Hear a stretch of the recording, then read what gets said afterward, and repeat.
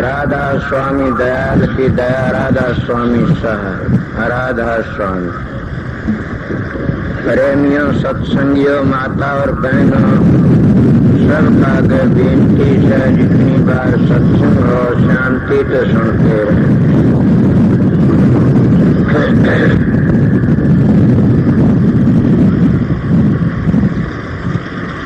मैं कुछ देर भी करके आया हूँ, कहा तो था 4 बजे आ जाऊंगा, पर क्या करो, वहाँ भी संगत काफी, 2 गाड़ी भर के उठे ताली आऊंगी और भी संगत आ रही है और चली गई, इसलिए देर भी लग गई। बात यह है कि सत्संग तो हर वक्त ही होता रहता है, त्योहार के त्योहार होने लग गया यहाँ पर, 1 महीने का ये होता रहता है, और संगत भी काफी आ जाती है। मैं देखता हूँ, मैं हरिद्वार जा रहा था, वहां भी अब संगत क्या कहूँ कि वो जो 22 हैं वो उस बेड़े नोट रही है, और भी 2-4 सेवादार बेचारे साथ में गए थे, हजारों मानसों के लिए रोज खाना बना लेती हैं। 10-12 सत्संगी है वहां भी, पर वहां जितनी संगत गई जगह थोड़ी, फिर हमने और आसमानी लगा ली सत्संग, वहां भी 3-4-5 सत्संग हुए। क्यों इस वक्त हरियाणा के लोग जाते, काफी संगत आई वहां पर भी। जब हजारों मानस खाना खाते हैं तो देख लो कितने आना जाना। तो पर मैं जो बात कहना चाहूँ था, बात तो मेरी रह गई। क्या कहना चाहूँ था कि जब सत्संग में आते हो तो एक ही बात, मेरा सत्संग वहाँ चला था एक दिन कावड़ों पर। यहाँ भी कोई कावड़ लाने वाला होगा, अगर एक बार भी कावड़ लाके चढ़ाई जाती है, उसकी 7 पीढ़ी मोक्ष में चली जाती है। मैं स्वर्ग में नहीं कहता न मोक्ष में। कावड़ का महात्म बड़ा भारी है। कावड़ का इतना भारी महात्म से अगर कोई लाने वाला हो तो मैं क्या कहूँ, कहना तो कह दिया, पर अगली बातें भारी पड़ेगी कि कावड़ लाने का हकदार कौन है। वहां पर सत्संग भी यही चला था कि कावड़ वो लाता है जो अपने माँ बाप की सेवा करता है। अगर माँ बाप को जूत मारता, उसे 16 बार कावड़ चढ़ा ले, उसका खानदान नरक में जाएगा। मेरी बात गलत हो तो मैंने बोल लेना, अब मेरे पीछे तो न बक बक करना। गुरु के वचन में नहीं है, वो चाहे 17 कावड़ चला कभी भी अपने घर नहीं पहुंचेगा। न कावड़ तो आप मिसाल लेके देखो, एक ही ने चढ़ाई थी श्रवण ने, आज सारी दुनिया उसका नाम है, पृथ्वी रहेगी तो उसका नाम रहेगा। कावड़ कहते हैं किसको? कावड़ तो हमारे मार बाप हैं। वो गंगा जी का पानी लाके शिव जी पर चढ़ाते हो तो तुम तो आर्य समाजी भाई कहते हैं कि शिव जी में गंगा तो शिव जी जटा में तो लकड़ी थी, वह उसकी पुत्री थी, उस पर चढ़ाते उसकी लिंग पर।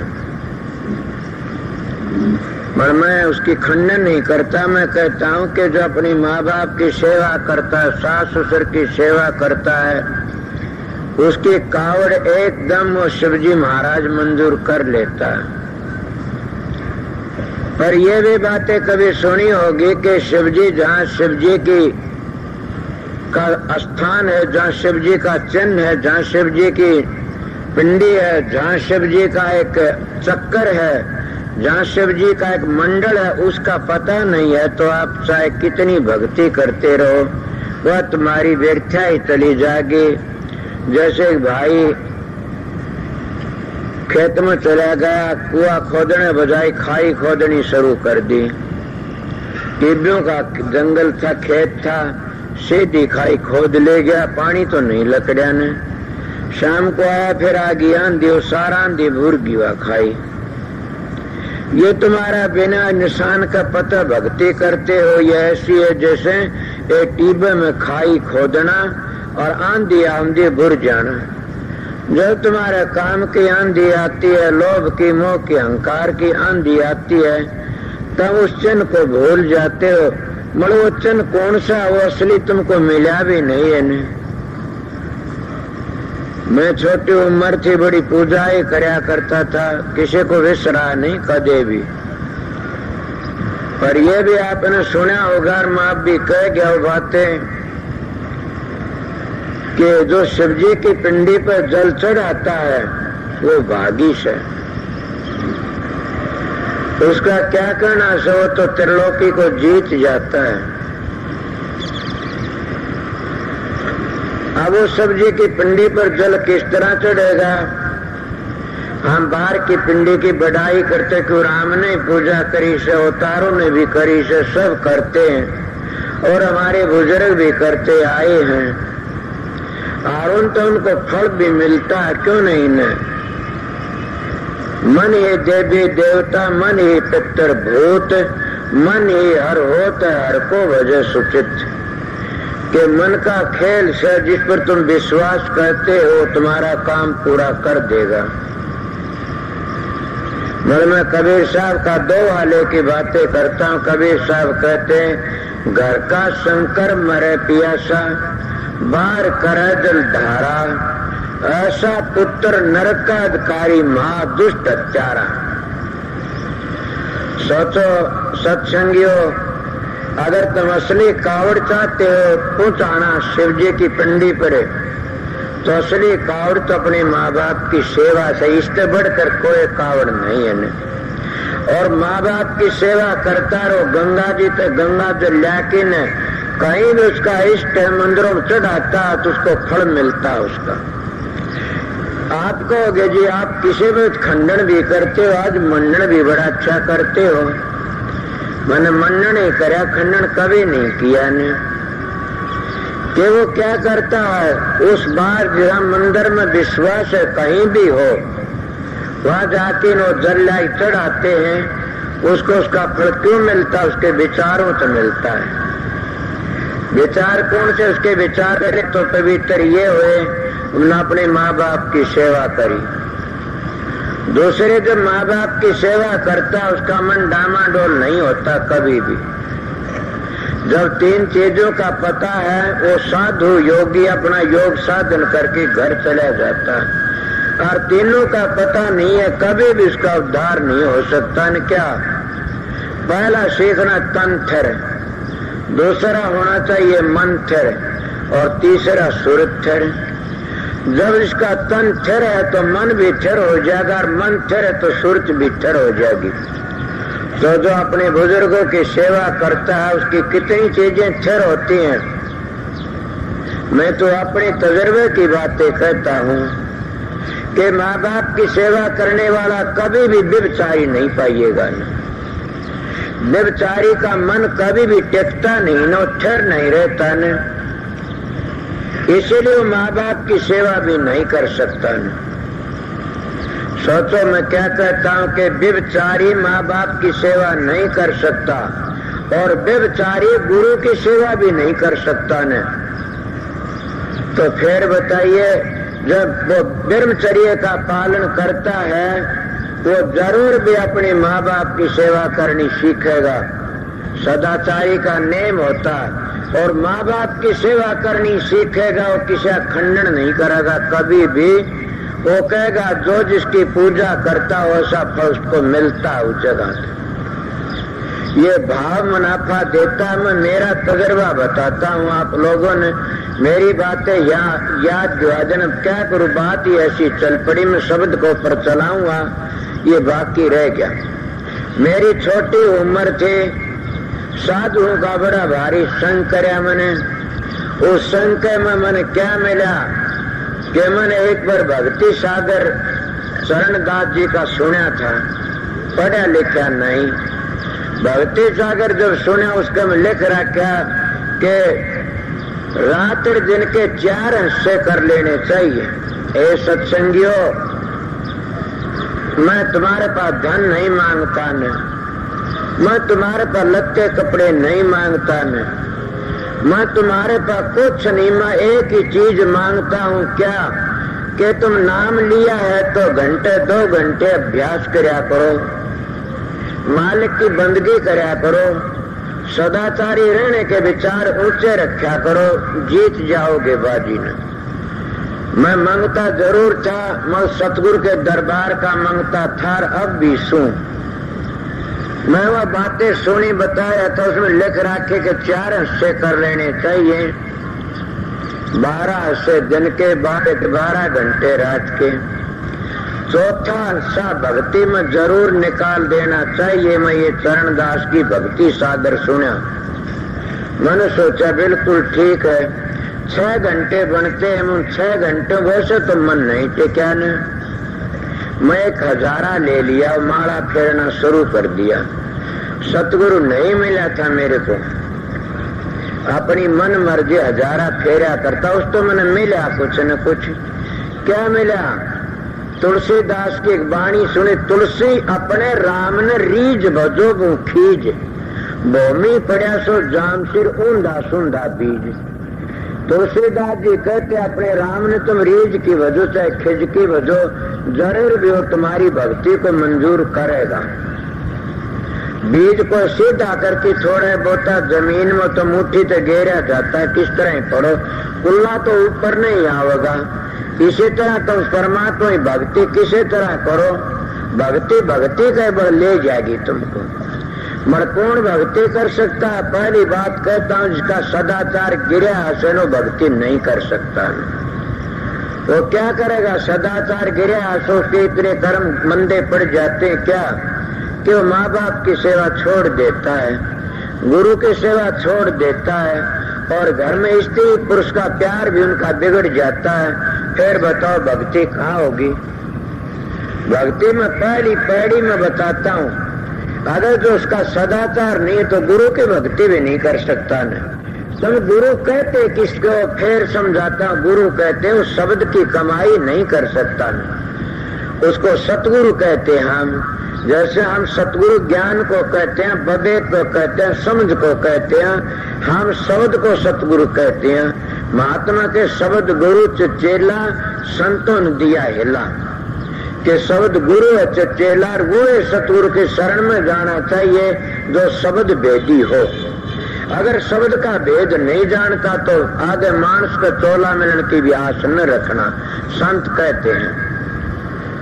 मैंने उसका एक ऐसा नियम बनाया, 6 घंटे माला फेरा करता था, 6 घंटों 22,000 फेरा करते थे।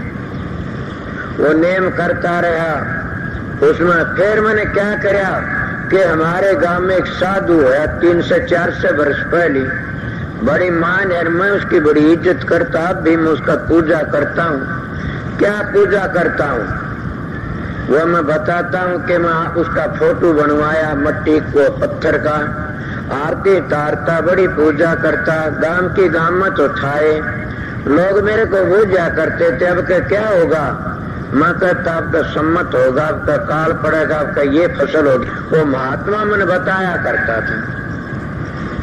अगर ये बात तुम न मानते हो तो मेरे गांव को तो पूछो जाकर के, इन गांव के मेरी इज्जत कया कर दे कि भगत बतावेगा भाई, इसलिए भगत कया करते थे।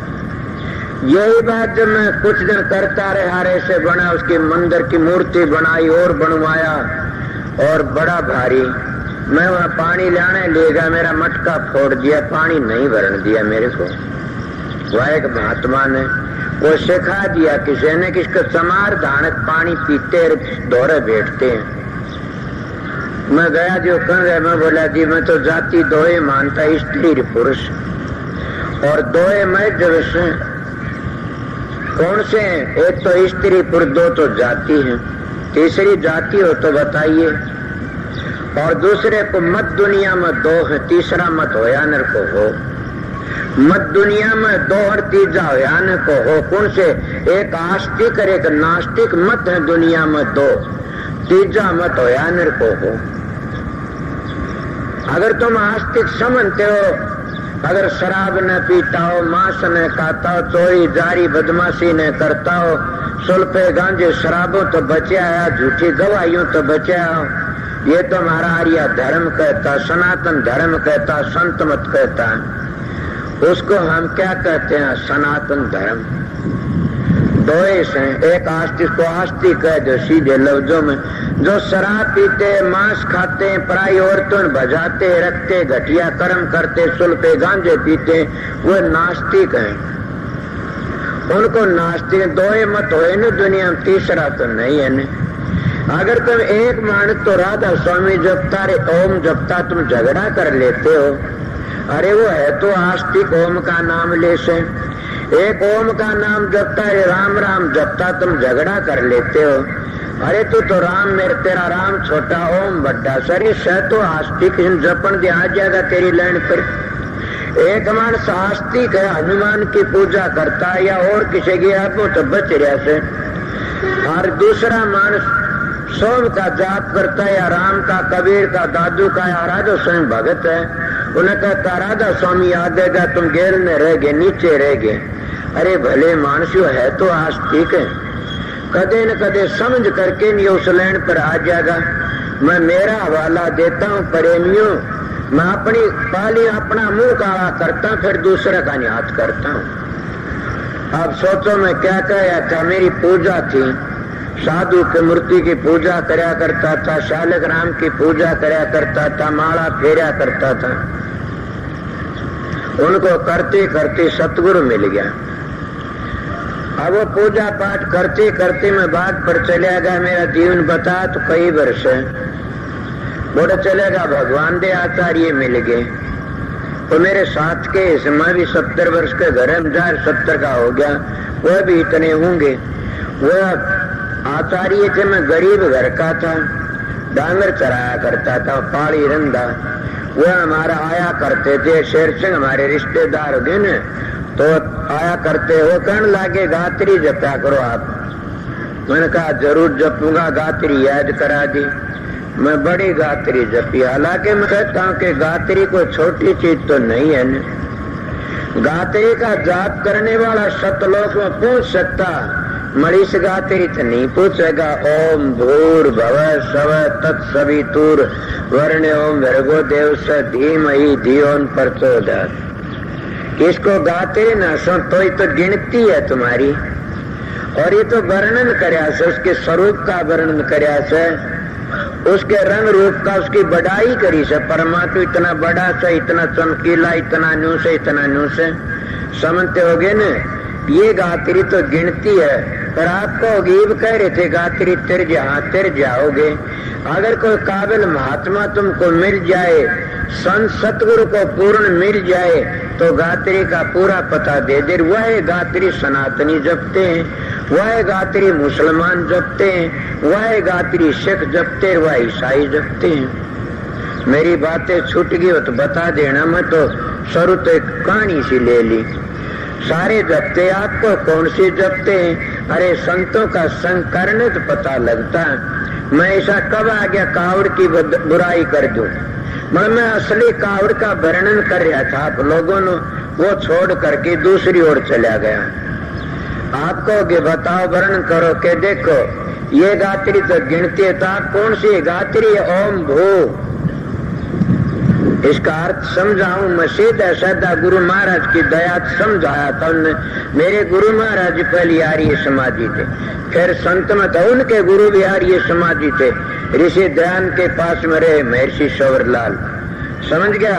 ये आर्य ना बनोगे इतना तुम सनातनी नहीं बन सकते, और सनातनी नहीं बनो इतना तुम संत मत को समझ ही नहीं सकते न। मैं एक लफ्ज बता, आर्य कहते श्रेष्ठ पुरुष को, जिसमें कोई भी ऐब नहीं हो, तो वो तो महात्मा भी कहते भी कोई अब नहीं होना चाहिए, गृहस्थी भी कहते, सनातनी उसी का नाम है।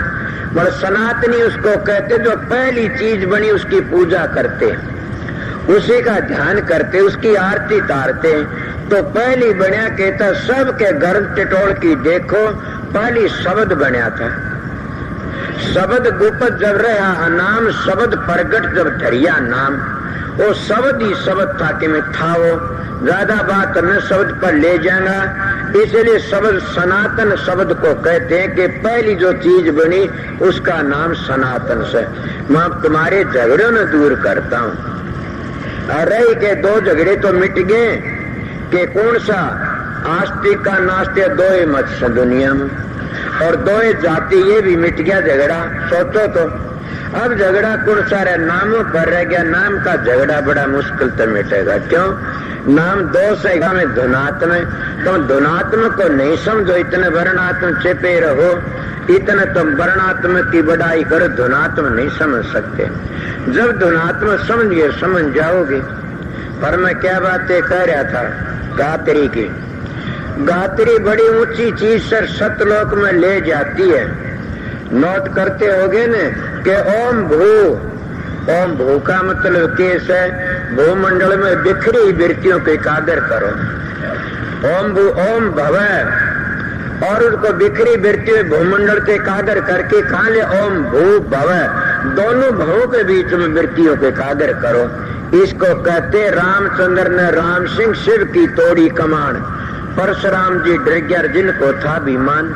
शिव कमान शिव नेत्र हर सतगुरु का ध्यान, चित एकाग्र सो करे तोड़े वही कमान। में दो आता है गया था पहले तंत्र मंत्र, चित एकाग्र सो करे तोड़े वही कमान।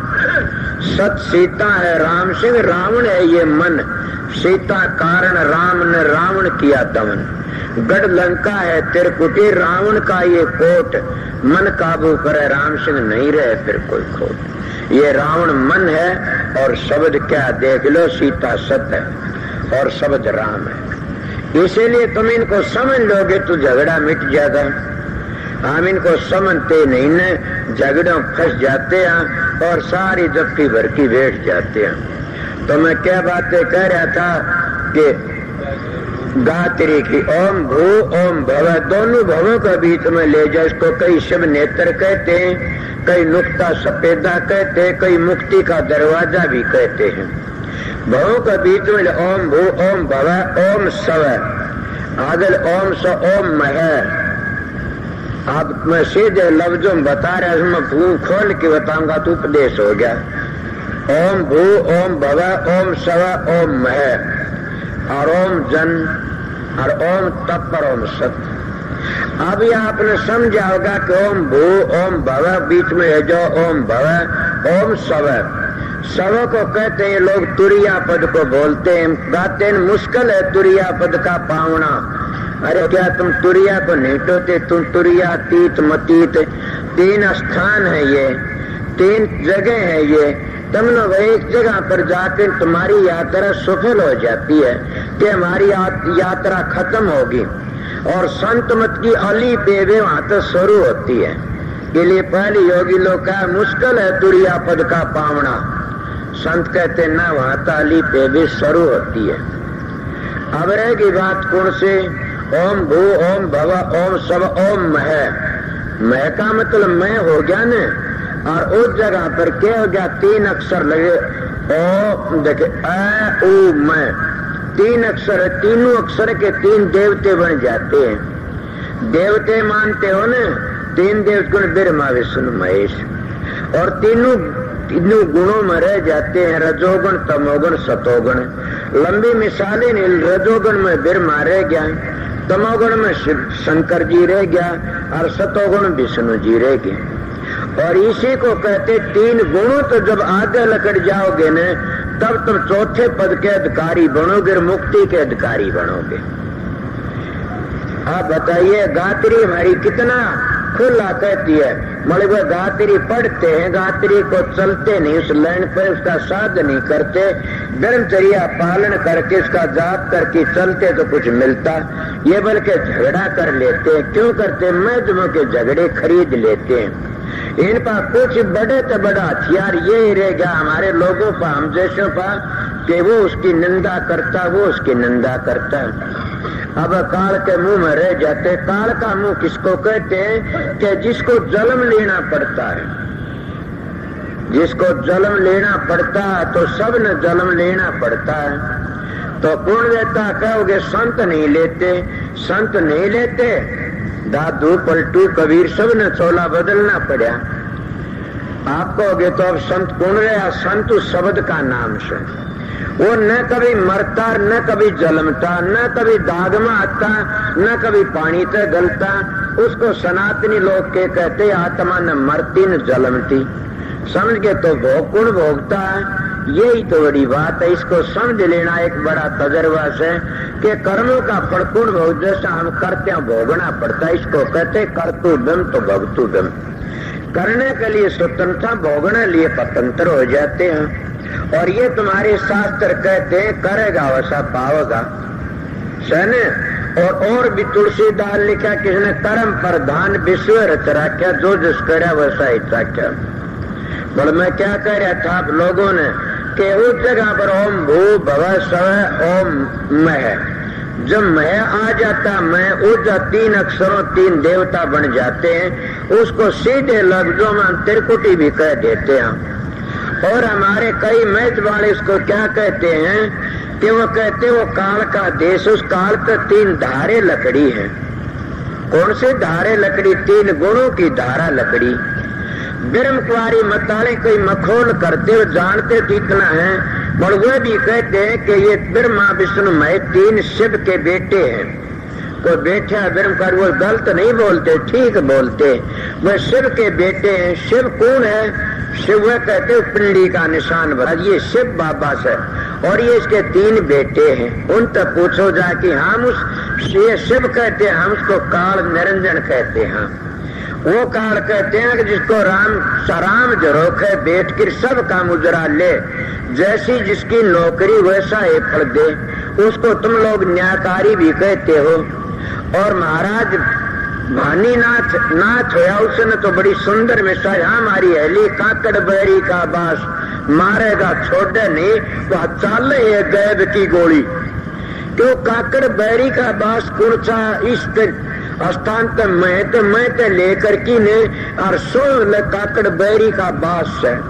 और उस जगह पर गैब की गोली चालती है, वह कोई भागे लकड़ता में उसके भानीनाथ की मिसाल दे कया से।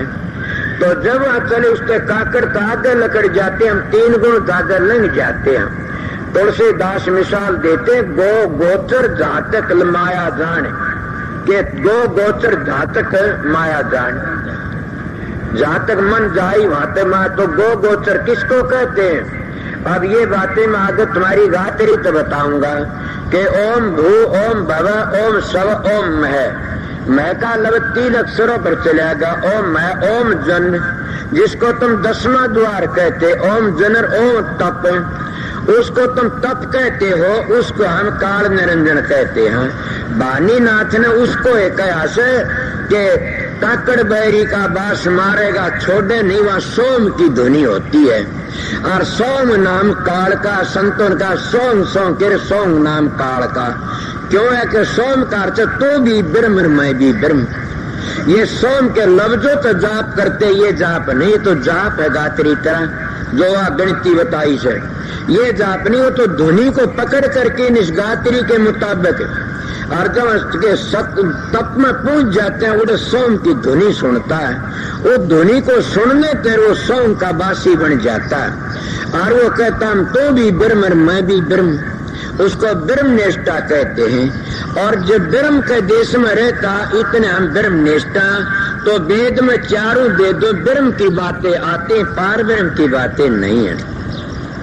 पार ब्रह्म की बातें जो चलती हैं तो कह देते हैं नेति नेति वेद पुकारे। ये बातें मैंने क्यों कही? पढ़े लिखे बैठे इसलिए बताई। मैं पढ़ा लिखा नहीं, मेरे गुरु की दया तो बोल रहा हूं। मैं क्या करे? ओम भू ओम